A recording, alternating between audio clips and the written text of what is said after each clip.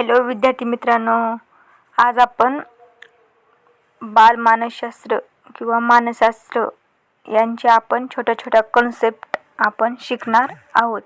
आपल्याला TET exam द्यायची आहे. या एक्झामसाठी मानसशास्त्र हा विषय हा अत्यंत महत्त्वाचा विषय आहे.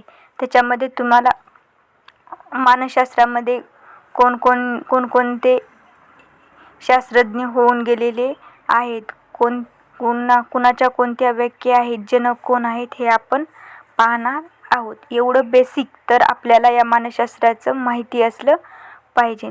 त्यामध्ये मानसशास्त्र व्याख्या आणि जनक याच्यामध्ये 1 नंबर आहे आत्म्याचे शास्त्र. हे कोणी सांगितलेले आहे तर ॲरिस्टॉटल या विद्वानाने सांगितलेलं आहे. 2 नंबर आहे व्यक्ती भिन्नतेचे शास्त्र. प्लेटो यांनी सांगितलेलं आहे. 3 नंबर आहे मनाचे शास्त्र. मॅकडुगल यांनी सांगितलं आहे. मॅकडुगल यांनी मनाचे शास्त्र याचा त्यांनी काय केलेला आहे तर अभ्यास केलेला आहे. बोधावस्थेचे शास्त्र. विल्यम वुंट यांनी बोधावस्थेचे शास्त्र.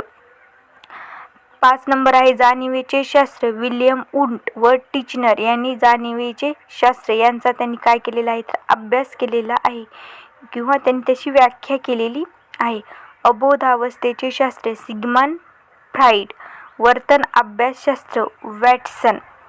त्यानंतर आहे बालमानसशास्त्र आणि त्यांचं योगदान. बालमानसशास्त्र कोणकोणते आहेत आणि त्यांनी कशामध्ये योगदान दिलेलं आहे. प्लेटो यांनी भिन्न कार्यक्षमता. 2 नंबर आहे जॉन लॉक यांनी कठोर शिस्त. रुसो यांनी निसर्गात खेळू द्या. पेस्टोलॉजी यांनी निरीक्षण व अनुभव. फ्रेडरिक फ्रोबेल यांनी किंडरगार्टन. जॉन डुई यांनी कृतिशील शिक्षण. मोरिया मॉन्टेसरी यांची मॉन्टेसरी मेथड आहे. ताराबाई मोडक आणि अनुताई वाघ यांनी ग्राम बाल शिक्षा केंद्र यांना काय केलेलं आहे तर प्रोत्साहन दिलेलं आहे. त्यानंतर आहे मानसशास्त्र. विविध विषय व त्यांचे जनक आणि पिता.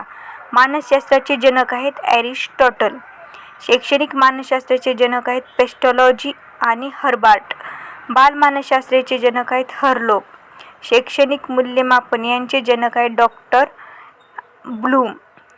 प्रायोगिक मानसशास्त्राचे जनक आहे विल्यम वुंट. आधुनिक मानसशास्त्राचे जनक आहेत विल्यम जेम्स. रचनात्मक मानसशास्त्राचे जनक आहेत विल्यम वुंट व टिचनेर. मनोविश्लेषणाचे जनक आहेत सिग्मंड फ्राईड. त्यानंतर आहे अध्यापन पद्धत आणि जनक. आता आपण BEdला असताना आपण शिकलेलो आहोत अध्यापन पद्धती कोणत्या आहेत त्यांचे जनक. तर 1 आहे उद्गामी पद्धत रॉजर बेकर. 2 नंबर आहे अवगामी पद्धत ॲरिस्टॉटल. प्रायोगिक पद्धत जॉन डुई. प्रायोगिक पद्धतीमध्ये प्रयोगावर आधारित जॉन डुई यांनी काय केलं आहे तर त्या शिक्षणाला किंवा अध्यापन पद्धतीला त्यांनी महत्त्व दिलेलं आहे. समस्या निराकरण पद्धत महात्मा गांधी आणि जॉन डुई.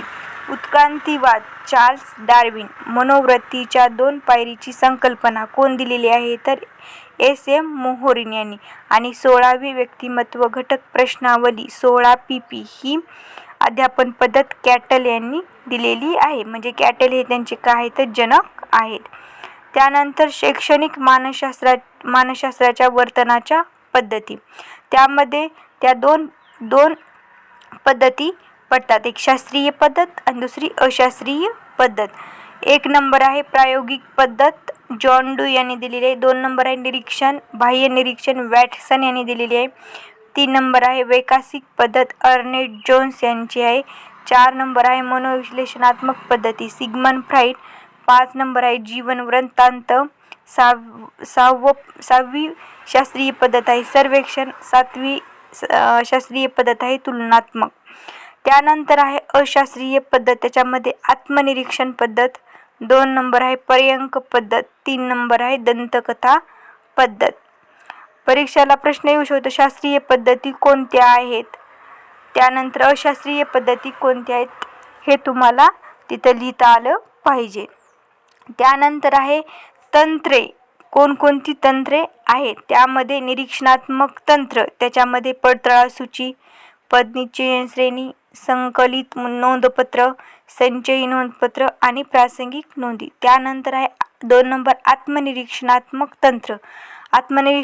निरीक्षणात्मक तंत्रामध्ये मुलाखत, प्रश्नावली, मतावली, समस्या सूची. त्यानंतर आहे आविष्कारात्मक प्रक्षेपण तंत्र. त्याच्यामध्ये 1 वाक्यपूर्ती, कथा. 2 नंबर आहे कवितापूर्ती. 3 नंबर आहे चित्र काढणे. 4 नंबर आहे दैनंदिनी. 5 नंबर आहे बाहुल्यांचा खेळ. त्यानंतर आहे 4थं तंत्र नामनिर्देशनात्मक तंत्र. त्यामध्ये समाजमिती तंत्र, ओळखा पाहू, तर, तो, कोण असे हे काय तर 4 तंत्रे आहेत. त्यानंतर आहे अध्यापन प्रतिमाने, त्यांचे उद्गाते आणि उद्दिष्टे. 1 आहे उद्गमन प्रतिमान. त्यांचे उद्गाते आहेत हिल्डा टाबा. उद्दिष्ट काय होतं? उद्गमन प्रक्रियेस चालना देणे. 2 नंबर आहे जीवशास्त्रीय प्रशिक्षण प्रतिमान. त्यांचे उद्गाते आहेत रिचर्ड सचमन. परिकल्पना, निर्मिती, समस्या आणि उकल यांचं काय होतं तर हे उद्दिष्ट होतं. 3 नंबर आहे वैज्ञानिक प्रच्छा. जोसेफ सच्चाप. संशोधन प्रक्रियेत चालना. 4 नंबर आहे संबोध प्राप्ती प्रतिमान. जेरॉम बुर्नर. उद्गामी अनुभव प्रक्रियेचा विकास, संबोध निर्मिती व विश्लेषण. 5 नंबर आहे बोधात्मक विकास प्रतिमान. जीन पियाजे. बौद्धिक विकासामध्ये वाढ, विश्लेषण, अनुमान. 6 नंबर आहे अग्र संघटन प्रतिमान. हे डेव्हिड हे काय ते त्यांचे उद्गाते आहेत. अशा पद्धतीने हे तुमचं मानसशास्त्राच्या ह्या मी शॉर्ट नोट्स मी स्वतः काढलेल्या आहेत. आणि अशा छोट्या छोट्या शॉर्ट नोट्स काढून आपल्याला काय करायचं आहे तर TET परीक्षा आपल्याला पास व्हायचं आहे. हे जर तुम्हाला माझ्या नोट्स आवडल्या असतील तर चॅनलला सबस्क्राईब करून घ्या. असेच नवनवीन व्हिडिओ पाहण्यासाठी मी अजून नवीन व्हिडिओ तुम्हाला मी पाठवणार आहे. लाईक करा, शेअर करा आणि आपल्या मित्रांपर्यंत पाठवा. थँक्यू. धन्यवाद.